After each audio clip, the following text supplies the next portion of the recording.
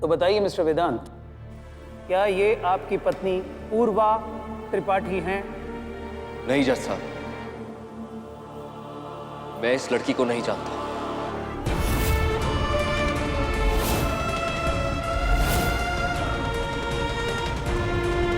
मेरी पूर्वा मर चुकी है, मर चुकी है मेरी पूर्वा। ये मेरी पूर्वा नहीं हो सकती, मेरी पूर्वा नहीं आ सकती।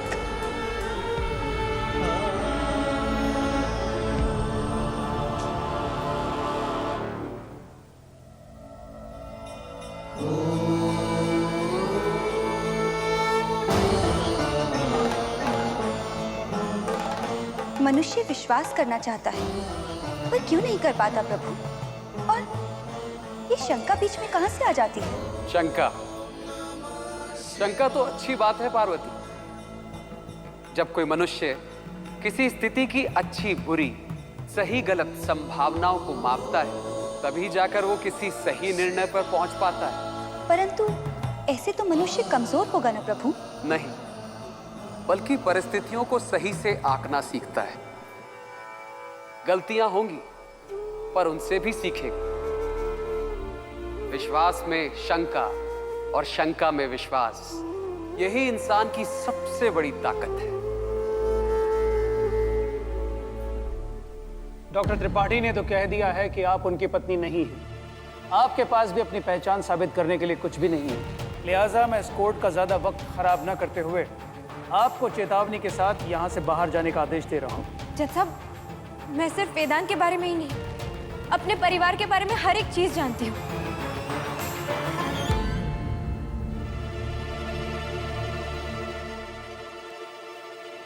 अगर मैं पूर्वा नहीं हूं तो मुझे कैसे पता कि दादी कृष्ण भगवान के लिए बादाम के हलवे का भोग लगाती है? गोमती बुआ, उन्हें रोहिणी मैगजीन पढ़ने का शौक है, वो सिर्फ मैट्रिमोनियल एड्स पढ़ती है। सुमति चाची, उन्हें सिल्वर फॉल्स करेक्ट करने का शौक है।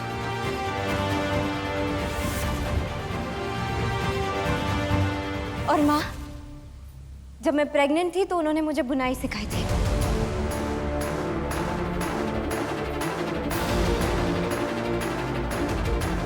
आप चाहे तो उनसे पूछ सकते हैं। माँ बताइए ना। मानना पड़ेगा जज साहब, डॉक्टर वेदांत ने वाकई बहुत अच्छे से तैयार किया है लड़की को।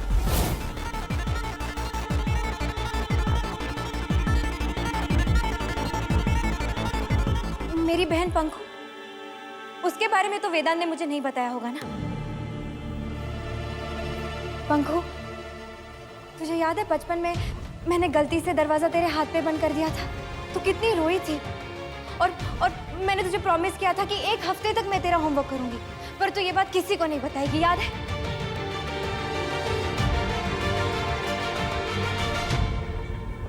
हाँ, पर ये बात तो मेरी और पूर्वा दी की सीक्रेट थी। ये बात आज तक किसी को भी नहीं पता।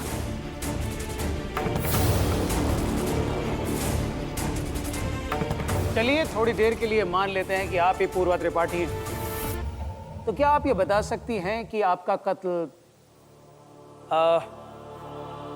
कत्ल करने की कोशिश किसने की?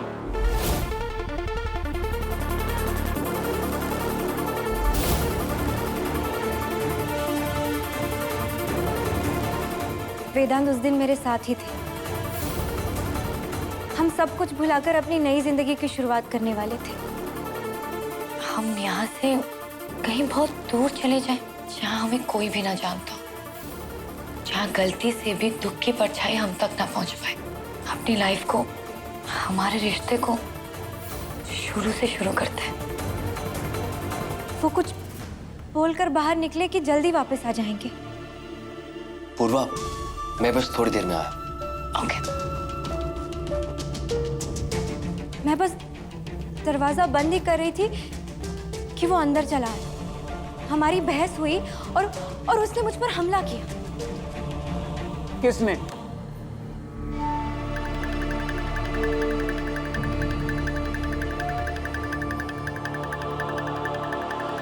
राहुल।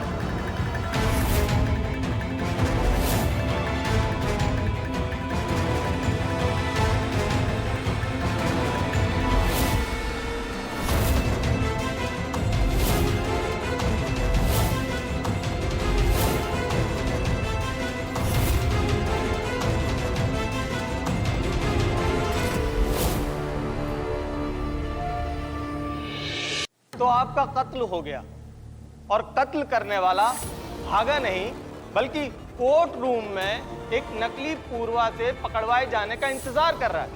वाह, क्या कहानी है। जज साहब, उसने साड़ी के पल्लू से मेरा गला घोटने की कोशिश की।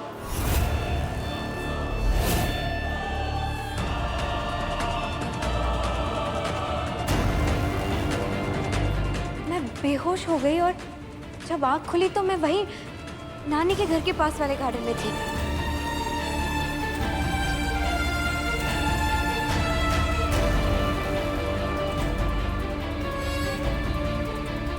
चेहरा और आवाज बदला है जज साहब,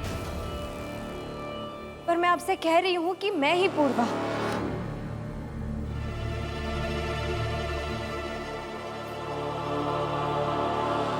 सारी दलीलें सुनने के बाद मैं इन्हें कुछ समय की मोहलत देता हूं ताकि ये अपनी सच्चाई को कोर्ट में साबित कर सकें।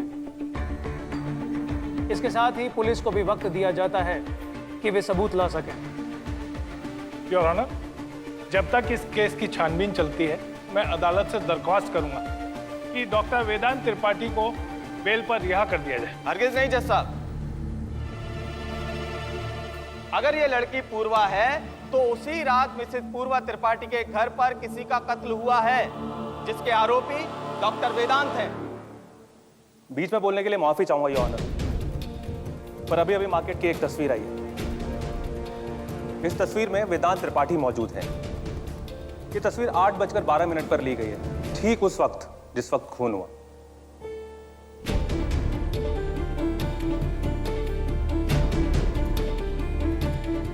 इस देश के संविधान में लिखा है कि चाहे 100 गुनहगार छूट जाएं लेकिन एक बेगुनाह को सजा नहीं होनी चाहिए।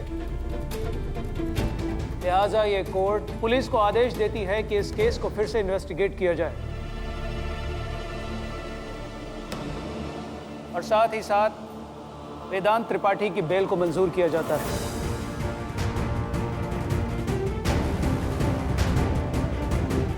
इस केस की आगे की सुनवाई 6 हफ्ते बाद होगी। योर ऑनर, इस केस की जड़ तक जाने के लिए मैं पुलिस डिपार्टमेंट की तरफ से आपसे दरख्वास्त करूंगा कि वेदांत त्रिपाठी और इस लड़की को संजीवनी सदन में ही रहने के लिए कहा जाए। मंजूर किया जाता है। संजीवनी सदन के मुखिया इस बात का ध्यान रखें।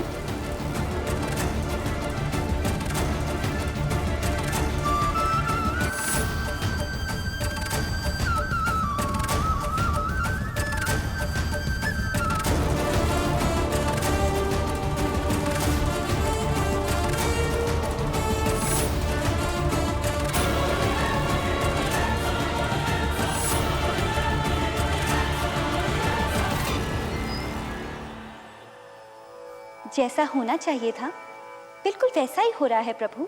ये तो अभी शुरुआत है पार्वती। किसी भी निष्कर्ष तक पहुंचने के लिए अभी 6 हफ्ते बाकी। और आपको क्या लगता है आखिर में क्या होगा? रास्ता हमने दिखा दिया है प्रभु। अब वो किस मार्ग पर चलेगा और उसका क्या निष्कर्ष निकलेगा वो तो हमारे बस में नहीं। मार्ग मनुष्य चुनता है पर उस मार्ग की मंजिल पहले से तय होती है। तो आपको क्या लगता है प्रभु, वेदांत कौन सा मार्ग चुनेगा और क्या होगी उसकी मंजिल?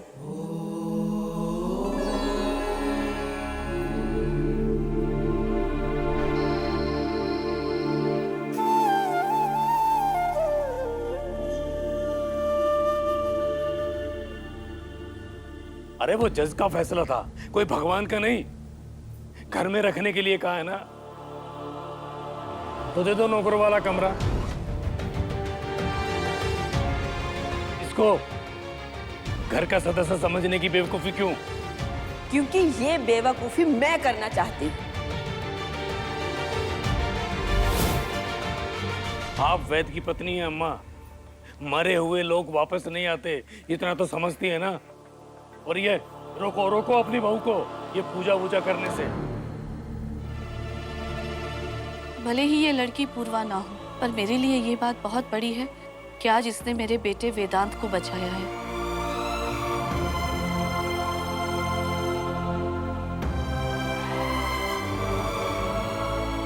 इसीलिए मैं इसका स्वागत पूरे दिल से करूंगी। मंजुला, तेरी इतनी हिम्मत कि तू फैसला सुनाएगी? अरे हिम्मत क्यों नहीं होगी? ये इस घर की बहू है और फैसले लेने के लिए हिम्मत की नहीं, अकल की जरूरत होती है, जो तुझ में है नहीं।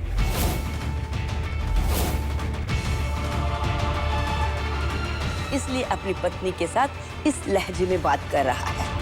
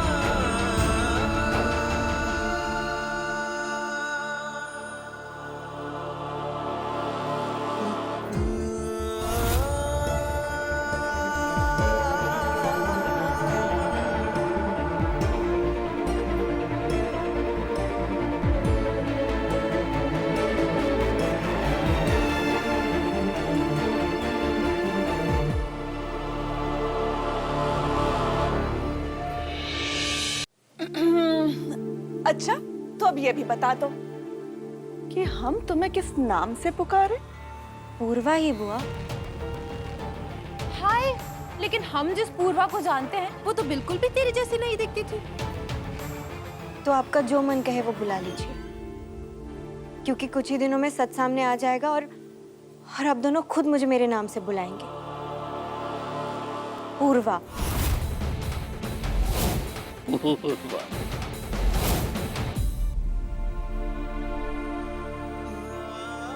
वो कहती है कि वो तुम हो और वो सब कुछ जानती है जो सिर्फ तुम जानती थी पूर्वा।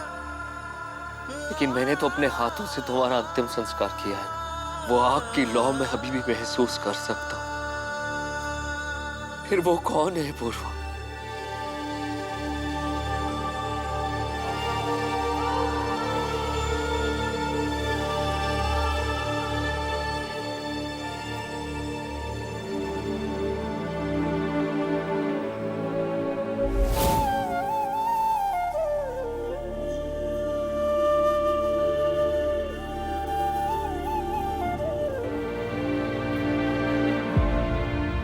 जिंदा इंसान का शोक मनाना गलत है ना वेदांत?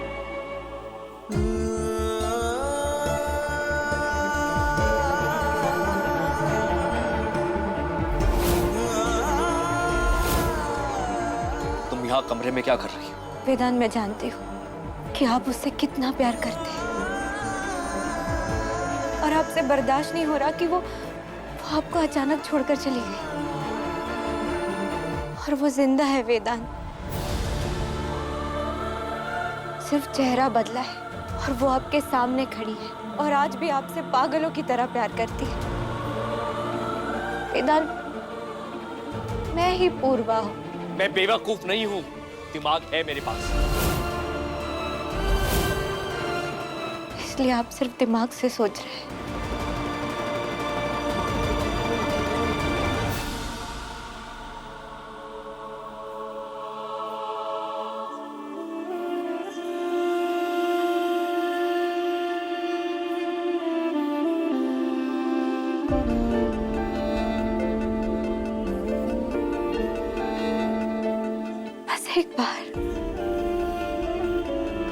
एक बार अपनी आंखें बंद कीजिए।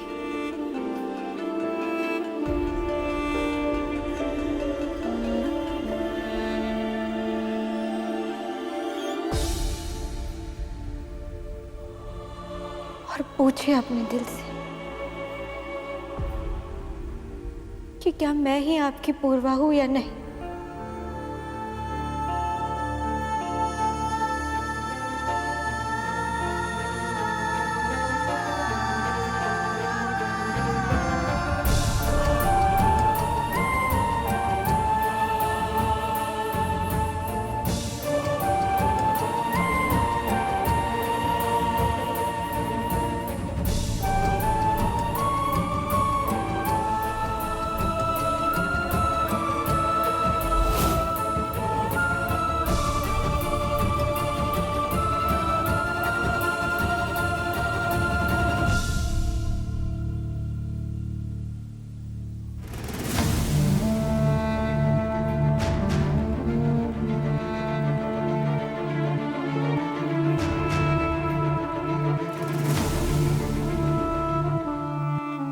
मैं तुम्हारे साथ इस कमरे में नहीं रह सकता, नहीं रह सकता मैं।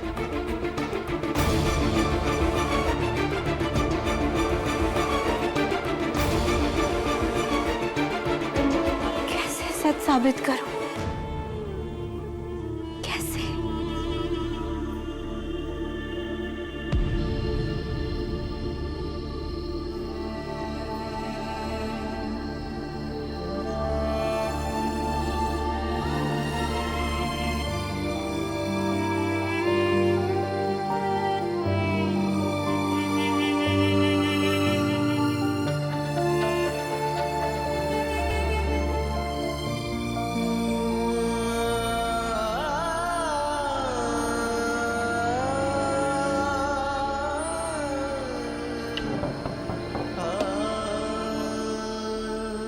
जरा उठाकर पकड़ा दे बेटा।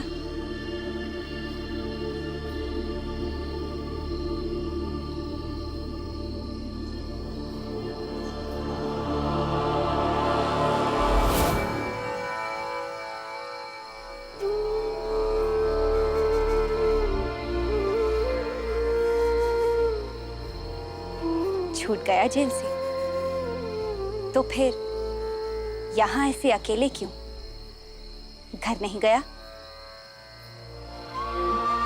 कुछ तलाश रहा है सच को? तो फिर तुझे सच के पास जाना होगा ना।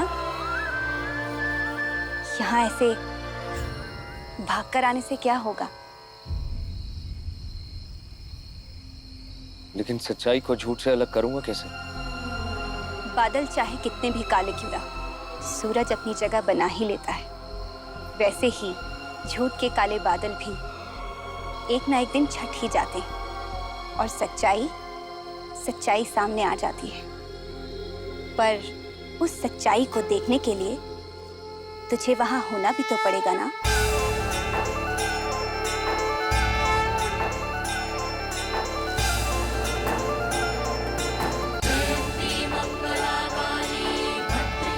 रुकिए, आप ये सब कैसे जानती हैं? सुनिए,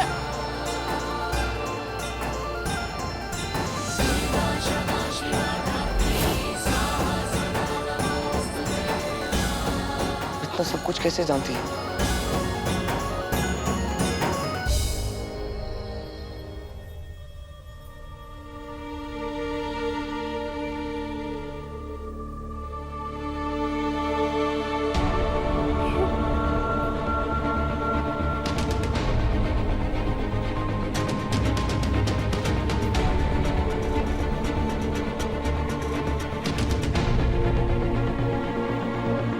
कैसे सच साबित करूंगी?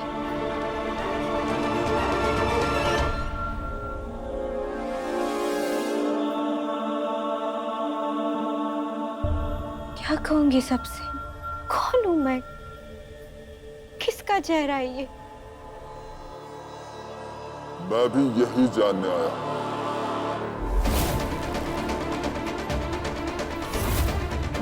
बता कौन है तू और क्या है तुम्हारी असलियत?